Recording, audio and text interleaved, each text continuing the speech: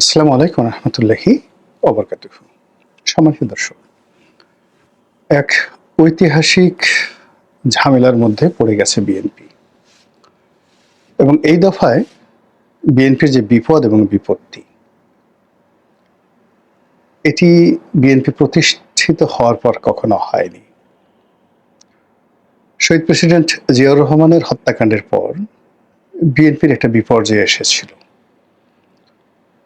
কিন্তু প্রবল জনপ্রিয়তা এবং ওই সময়টাতে বিএনপির যে শক্তিশালী নেতৃত্ব, সেই নেতৃত্বের কারণে দেখা গেল যে বিএনপি বিরোধী যে চক্রটি এটি সফল হতে পারেনি।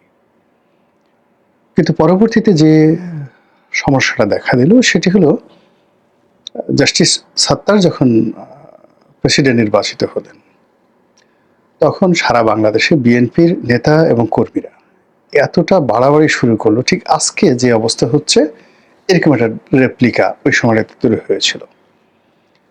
ফলে তৃণমূল পর্যায়ে বিএনপি সম্পর্কে যে নেতিবাচক কথাবার্তা শুরু হলো, যেটা জিয়াউর রহমান সাহেবের আমলে কল্পনাই করা যেত না। এবং একটা ব্যাপার হলো, যখনই কোনো একটা খুবই স্ট্রং শাসন থাকে, তো জিয়াউর রহমানের শাসনটা খুবই স্ট্রং ছিল, স্ট্রং শাসন থেকে যখন অল অন এ সাডেন একটা রিল্যাক্স শাসন চলে আসে, জাস্টিস সাত্তারের মতো একজন বয়স্ক মানুষ, তখন ওই যে দলের মধ্যে যে সকল দুষ্ট লোক থাকে তারা রীতিমতো একটা স্বর্গরাজ্য তৈরি করে নেয়। একটা পরিবারে ধরেন পিতা খুব সৎ এবং একই সঙ্গে কঠোর, কিন্তু অনেক ধন সম্পত্তির মালিক। তো ছেলেরা কেউ মদ খেতে চায়, কেউ অন্যায় কাজ করতে চায়, কিন্তু বাবার ভয়ে পারে না। যখন সেই যাকে বলা হয় বাপ মারা যায়, প্রথমে তো ছেলেরা চাবি নিয়ে মারামারি করে, এরপরে সিন্দুক লুট করে তারা মদ খাবে, গাঁজা খাবে, অপকর্ম করে পিতার যে সহায় সম্পত্তি মুহূর্তের মধ্যে শেষ করে দেয়।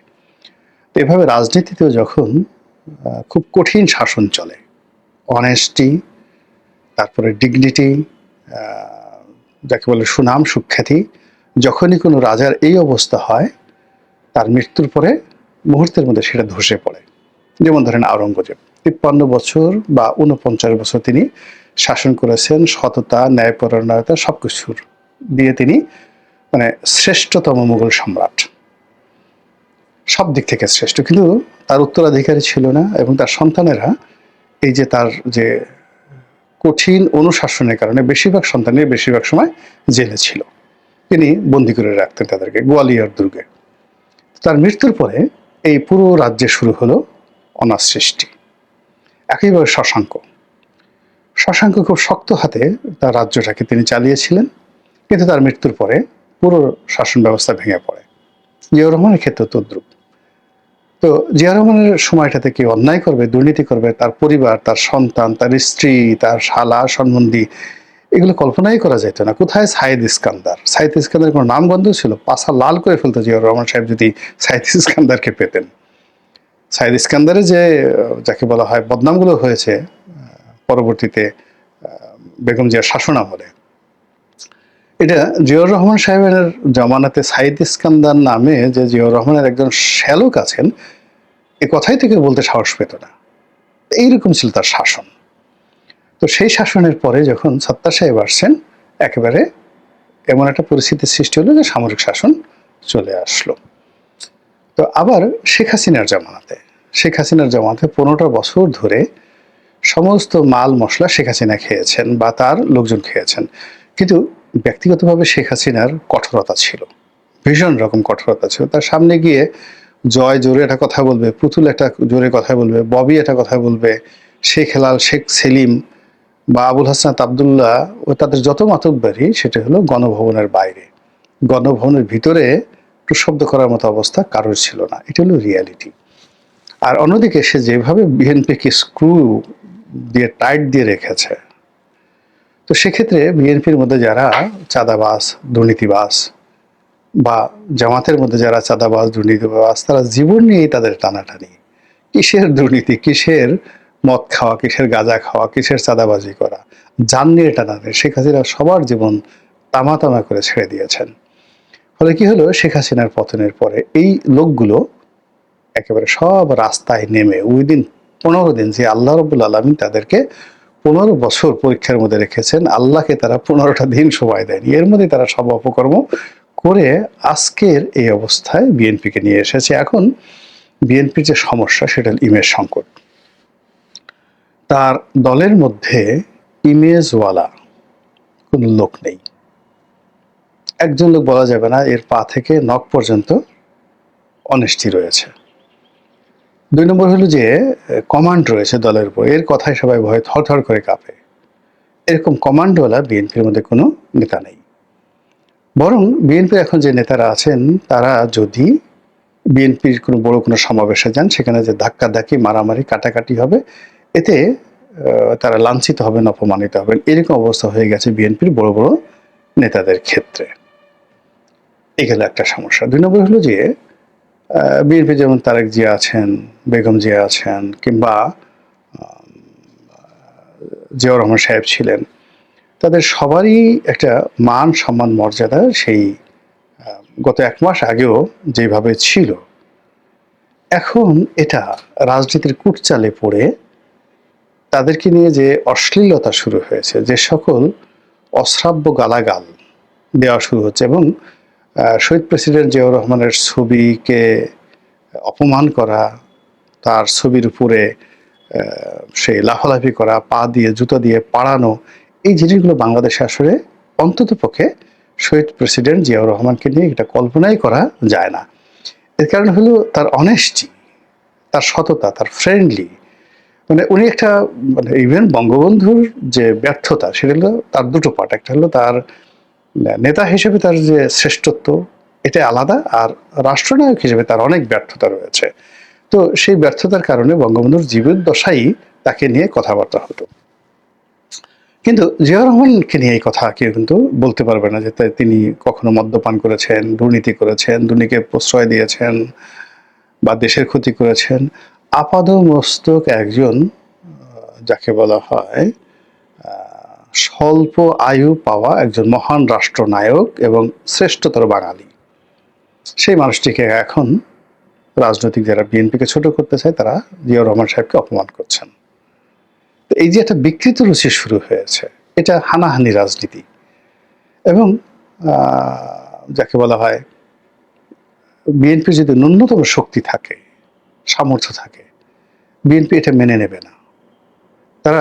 তারেক রহমান সাহেবকে গালাগাল দেওয়া হচ্ছে, বেগম জিয়াকে নিয়ে যদি কটূক্তি করা হয়, জিয়াউর রহমান সাহেবকে নিয়ে অপমান করা হচ্ছে, এটার প্রতিশোধ বিএনপি নেবেই, টুডে অর টুমরো। তাহলে কি হলো? তো বিএনপি প্রথমে গালাগালি করবে ওদের মতো করে, তারপরে যে সমস্ত লোকজন বিএনপির নেতাদেরকে অপমান করছে তাদের নেতাদেরকে বিএনপি গালাগাল করবে, বিএনপি নেতাকর্মীরা গালাগাল করবে, এবং আরো অশ্লীল ভাষায়। তারপরে একটা সময় মারামারি করবে। তো মারামারি যদি করা হয়, সেটা তো বিএনপির সাথে তারা পারবে না, কোনো রাজনৈতিক দলই পারবে না, একমাত্র আওয়ামী লীগ ছাড়া বিএনপির সাথে মারামারি করার মতো শক্তি কারোর নাই। ফলে কি হচ্ছে দেখেন, একটা গৃহযুদ্ধের দিকে, অরাজকতার দিকে দেশটা ধাবিত হয়ে যাচ্ছে। তো এই যে অবস্থা, এই অবস্থায় এখন বিএনপি রাজনীতির ময়দানে একা, সম্পূর্ণ একা।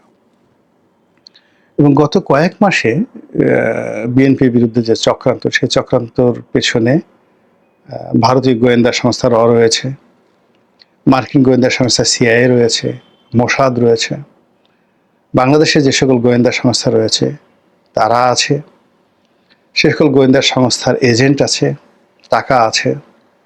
আওয়ামী লীগ এই চক্রান্তের সঙ্গে আছে। আওয়ামী লীগের যে সকল ব্যবসায়ী রয়েছে তারা এই বিএনপিকে, যাকে বলা হয় নিঃসঙ্গ, বিএনপিকে একাকী করার জন্য পর্যাপ্ত বিনিয়োগ তারা করছে, এতে কোনো সন্দেহ নেই। ফলে কি হচ্ছে, তারেক রহমান সাহেবকে নিয়ে যে অশ্লীল স্লোগান হচ্ছে মাঠে ময়দানে, এবং সেই যে জুলাই বিপ্লবের মতো করে, আজকে আমি যখন ভিডিওটা করছি তখন দেখা গেল যে অনেক স্কুল কলেজের ছেলেরা মেয়েরা কিন্তু পরিমাণ অল্প, তারা কিন্তু রাস্তায় নেমে এসেছে। এটা পরিকল্পিত, বিএনপিকে একা করার, বিএনপিকে নিঃসঙ্গ করার, এবং বিএনপিকে যাকে বলা হয় জনবিচ্ছিন্ন করার, ঘৃণিত একটি দলে পরিণত করার একটা মাস্টার প্ল্যান কিন্তু বাস্তবায়িত হয়ে যাচ্ছে। এবং এই বাস্তবায়নের প্রাথমিক যে শুরুটা এটা হয়েছিল ধরুন এই আজ থেকে ৯-১০ মাস আগে। যখন বিএনপি তাদের যে লেভেল সেই লেভেলের নিচে নেমে অনেকের সঙ্গে অনেক ছোট ছোট রাজনৈতিক দলের সঙ্গে বন্ধুত্ব করার চেষ্টা করেছে। এখন বিএনপি আওয়ামী লীগের সঙ্গে প্রতিযোগিতা করেছে, আর আওয়ামী লীগের প্রতিযোগিতাকে মোকাবেলা করার জন্য তাদের সবচেয়ে বিশ্বস্ত বন্ধু ছিল জামাত। তো জামাত যে কোনো কারণে হোক বাংলাদেশের একটি বৃহত্তম দল, ৩ নম্বর হতে পারে, ৪ নম্বর হতে পারে, অর্থাৎ জাতীয় পার্টি, জামাত, বিএনপি, আওয়ামী লীগ, মূলত এই ৪টি মেজর দল বাংলাদেশে আছে। তো সেখানে জাতীয় পার্টিকে নিয়ে আওয়ামী লীগ গ্রুপ করেছে, তার সঙ্গে সঙ্গে অন্যান্য ছোট ছোট রাজনৈতিক দল। কিন্তু ছোট ছোট রাজনৈতিক দল হলো আওয়ামী লীগের জোটে যারা ছিলেন সেখানে রাজনৈতিক নেতৃত্বের জায়গাতে এক একটা মানে বহিরুহু, যেমন রাশেদ খান মেনন, হাসানুল হক ইনু, মঈনুদ্দিন খান বাদল। তো ওনাদের মতো মানুষ আওয়ামী লীগের সঙ্গে ছিল। এদের রাজনৈতিক দল লাগে না। কিন্তু সেই তুলনায় যাকে বলা হয় বিএনপি, যাদেরকে বন্ধু হিসেবে নিচ্ছে, তাদের ওই ইমেজটা নেই। তারা একেবারে তরুণ, বয়সও অল্প, রাজনীতিতেও একেবারে নবীন, এবং সবচেয়ে বড় ব্যাপার হলো এদের বেশিরভাগই হলো ডিজিএফআই এর তৈরি করা ডবল এজেন্ট। মানে তারা রয়ের কাছ থেকে পয়সা নেয়, মোসাদের কাছ থেকে পয়সা নেয়, তারপরে তারা ডিজিএফআই থেকে পয়সা নেয়, এনএসআই থেকে পয়সা নেয়, আওয়ামী লীগের কাছ থেকে পয়সা নিয়ে তারা বিএনপির ঘরের খবরে মানে ঘরের মধ্যে তারা ঢুকে যায়। এইরকম ডজন ডজন কয়েক ডজন যাকে বলা হয় রাস্তার, যাকে বলা হয় সিট পার্টি যাদেরকে বলা হয়, যাদেরকে বেশি না ১০০০-৫০০ টাকা দিলে ২-৪ মানে ১০০টা গালি দেওয়ানো যায়, যাদেরকে ১০০০-১০০০ টাকা দিলে আপনি যে কোনো লোকের বিরুদ্ধে মিছিল করানো যায়। তো এইরকম অসংখ্য পার্টির কবলে বিএনপি পড়ে যায়। এখন এই বুদ্ধি বিএনপিকে কে দিয়েছে আমি বলতে পারবো না, কিন্তু আমি প্রথম থেকেই আমি ব্যক্তিগতভাবে বিএনপিকে নিষেধ করেছি যে এই কাজগুলো ঠিক না। বিএনপির আসলে মানে একা থাকা উচিত ছিল, আর বন্ধুত্ব যদি তাদের করতে হয় তাহলে জামাতের সাথে তাদের করা উচিত ছিল। কিন্তু কি কারণে যেন, সেটা দেশি চক্রান্ত হোক বিদেশি চক্রান্ত হোক, তারা জামাতের সঙ্গে সেই ২০১৬ সন থেকে তাদের মধ্যে দূরত্ব তৈরি হতে থাকে। তো জামাত তো ঠান্ডা মাথার মানে দল, তারা যা কিছু করছে তলে তলে করছে, এবং কৌশলে তারাও ওই যে ডবল এজেন্ট, যারা যারা সিআইএর এজেন্ট, মোসায়েদের এজেন্ট, রয়ের এজেন্ট, আওয়ামী লীগের এজেন্ট, ডিজিএফআইয়ের এজেন্ট, এনএসআইয়ের এজেন্ট, ডিবির এজেন্ট, সবার এজেন্ট, এরা জামাতেরও এজেন্ট। জামাতের কাছে তারা পয়সা নিয়েছে, এবং সেই জামাতের এজেন্ট হয়ে কেউ হয়তো ছাত্র দলে ঢুকে গেছে, কেউ যুব দলে ঢুকে গেছে, কেউ আলাদা একটা পার্টি করে নাম দিয়েছে কুংকাং পার্টি। সেই কুংকাং পার্টি আবার বিএনপির সাথে সরাসরি তারেক রহমানের সাথে খাতির, এবং সেই কুংকাং পার্টির সাথে তারেক রহমানের এত খাতির যে কুংকাং পার্টির নেতার জন্মদিনেও তারেক রহমান সাহেব কেক পাঠান, এবং বিএনপির মন্ত্রী ছিল বা এমপি ছিল বা মন্ত্রী এমপি হবে এরকম সিনিয়র পর্যায়ের নেতা কেক হাতে করে নিয়ে সেই কুংকাং পার্টির অফিসে বা বাসায় তারেক রহমানের নির্দেশে উপস্থিত। এবং এই জিনিসগুলো পুরো রাজনীতির অঙ্গনে মানে ডবল ফ্রাস্ট্রেশন ছড়িয়ে পড়েছে। কুংকাং পার্টির যারা নেতা তারা মনে করেছে আমরা অনেক বড়, আমরা মির্জা ফখরুলের চেয়ে বড়, নচেত মির্জা ফখরুলকে কেন আমার কাছে পাঠাবে বা আমাদের কাছে পাঠাবে। অথবা তারেক রহমান সাহেবের সাথে দেখা করার জন্য যেখানে লন্ডনে গিয়ে ১ মাস ১.৫ মাস আমানুল্লাহ আমান বসে থাকেন, ফজলুল হক মিলনের মতো নেতা মাসের পর মাস চেষ্টা করে তারেক রহমান সাহেবের সাথে একটু কথা বলতে পারেন না। তারপরে শেষে দেখা গেল যে সেই শফিক রেহমান সাহেবের মতো মানুষ ৩ মাস ৪ মাস ৬ মাস ১ বছর লন্ডনে থেকেও তারেক রহমান সাহেবের একটা সাক্ষাৎ পান না। শফিক রেহমান, মাহমুদুর রহমান মান্নার মতো মানুষের সাথে তার কথা হয় না সরাসরি। তারপরে আমার দেশ সম্পাদক মাহমুদুর রহমান, তার মতো মানুষের সঙ্গে তারেক রহমান সাহেবের কখনো দেখা সাক্ষাৎ কথাবার্তা হয় না। কিন্তু কুংকাং পার্টির কোনো নেতা যদি লন্ডনে যায়, তারেক রহমান সাহেব ছাতি একটা হাতে নিয়ে তারপর শেষে একেবারে রাস্তায় নেমে আসেন। এবং রাস্তার পাশে আমাদের বাংলাদেশে যেমন ফুটপাতে চটপটির দোকান আছে, লন্ডনেও যারা থাকেন তারা জানেন যে এদেরকে এরকম ছোট ছোট পাব রয়েছে, ছোট দোকান, টং ঘরের মতো দোকান রয়েছে রাস্তার পাশে। ওখানে বিয়ার বিক্রি হয়, চটপটি বিক্রি হয়, মানে চটপটি বলে ওদের দেশে চটপটি নয়, বার্গার বিক্রি হয়, ফ্রেঞ্চ ফ্রাই বিক্রি হয়, হট ডগ বিক্রি হয়। এগুলোকে পাব বলে, খুব জনপ্রিয় রাস্তার পাশে। তো এরকম বৃষ্টির মধ্যে ছাতি একটা হাতে নিয়ে তারেক রহমান সাহেব এরকম কুংকাং পার্টির নেতাদের সাথে কোনো রকম অ্যাপয়েন্টমেন্ট ছাড়া দাঁড়াই গেছেন, ছবি তুলেছেন। সেই ছবি আবার ভাইরাল হয়েছে। তো বিএনপি যারা শীর্ষ নেতা রয়েছেন তারা ভয়ে অস্থির, যে ও মাই গড, যেখানে আমরা স্যার ডাকি, আমরা স্কাইপেতে যখন তার সাথে কথা বলি আমরা দাঁড়িয়ে যাই, দাঁড়িয়ে দাঁড়িয়ে তার সাথে কথা বলি, আমরা আমাদের নেতাকে এতটা সম্মান করি, আর এরকম কুংকাং পার্টির নেতা উংফুর এত ক্ষমতা যে সে গিয়ে এইভাবে মুহূর্তের মধ্যে সে লন্ডনে গিয়ে এই কাজগুলো করে, আমার নেতাকে ঘর থেকে বের করে নিয়ে আসে একদম রাস্তার পাশে ফুটপাতের দোকানে বসায় দেয়, তারপরে ছবি তুলে আবার বাংলাদেশ থেকে দিনে নাই রাতে নাই যখন ইচ্ছা তখন টেলিফোন করে ঘন্টার পর ঘন্টা কথা বলে। ফলে কি হলো, বিএনপির যে ইন্টারনাল পলিটিক্স, সেই ইন্টারনাল পলিটিক্সে একটা ইমব্যালেন্স অবস্থা তৈরি হয়ে গেল। অনেক বড় বড় নেতা এরকম কুংকাং পার্টি নেতাদের পিছে পিছে ঘোরা শুরু করলো, তাদের পদটা যেন থাকে, পদবি যেন থাকে। ফলে কি হলো, কুংকাং পার্টিগুলো শক্তিশালী হয়ে গেল আর বিএনপি দুর্বল হয়ে গেল, নেতারা দুর্বল হয়ে গেল, আত্মবিশ্বাস হারিয়ে ফেললো।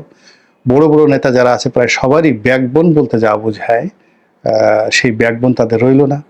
সেই শঙ্খ ঘোষে সেই বিখ্যাত কবিতার মতো, যে রাতে খুঁজতেছি, মানে হঠাৎ করে দেখলাম আমার কবিতা, আমি মানে বাংলাদেশ প্রতিদিন এই কবিতাটা লিখেছি, যার মূল ভাষা হলো যে গভীর রাতে আমি ঘুম থেকে জেগে গেছি, কবি শঙ্খ ঘোষ বলেন, দেখি কে যেন হামাগুড়ি দিয়ে ঘরের মধ্যে ঘুরে বেড়াচ্ছে।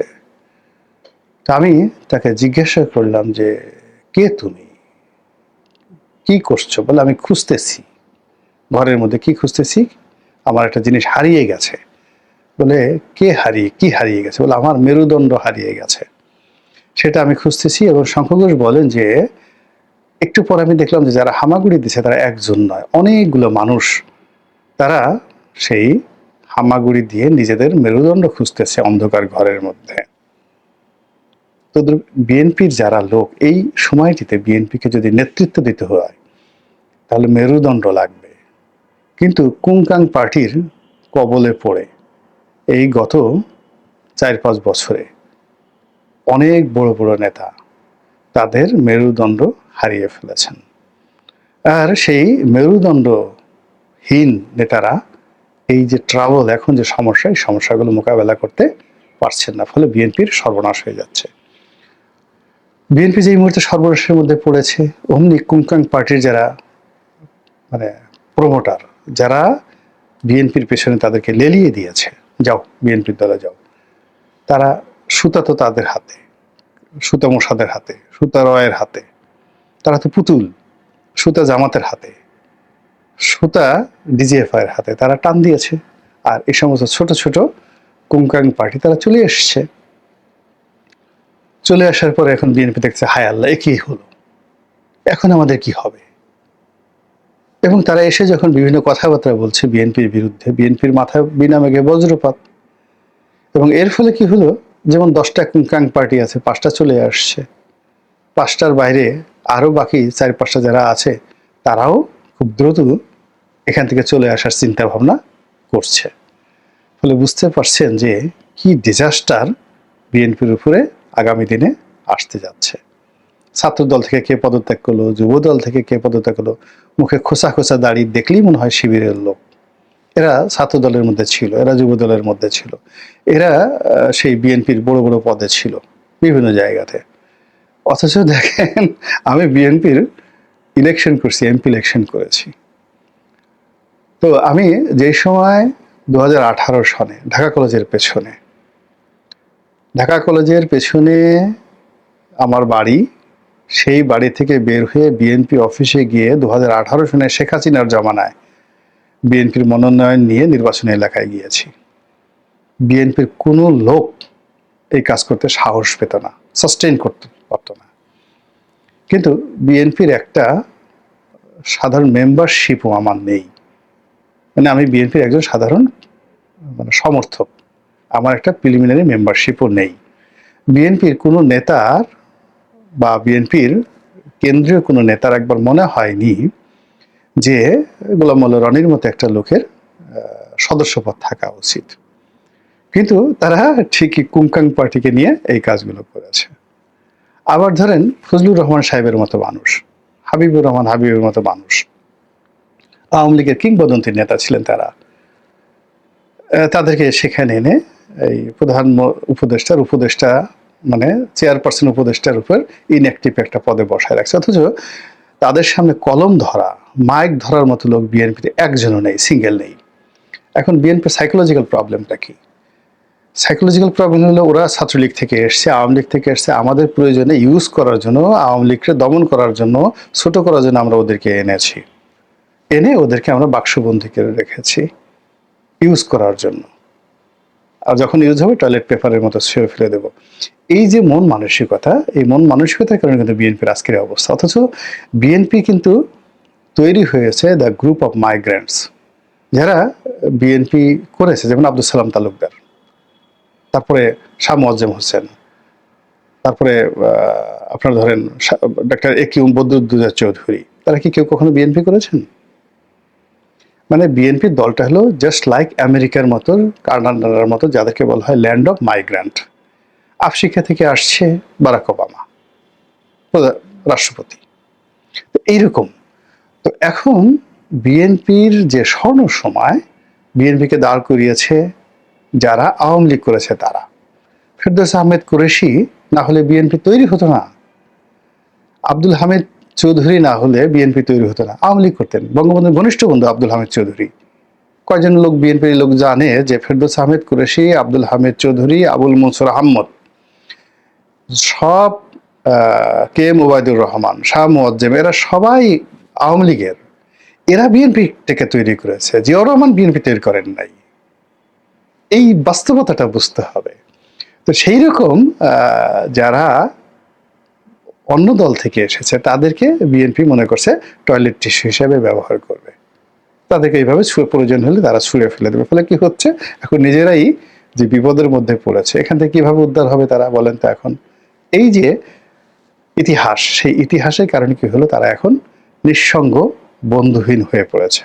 এক, দুই নম্বর হলো যে এমন বিপদে তারা পড়েছে, এই বিপদে এখন তারা ওখান থেকে, তাদেরকে আমাদের বলা হয় যে কেউ যদি ডুবে যায়, একেবারে পলি মাটির মধ্যে যদি জাহাজ ডুবে যায়, ওই জাহাজকে আর উঠানো যায় না। বিএনপিকে কেউ যদি সাহায্য করতে চাইতো, এটা 2024 সনের নভেম্বর পর্যন্ত বিএনপিকে সাহায্য করা যেত, আমরা করতে পারতাম।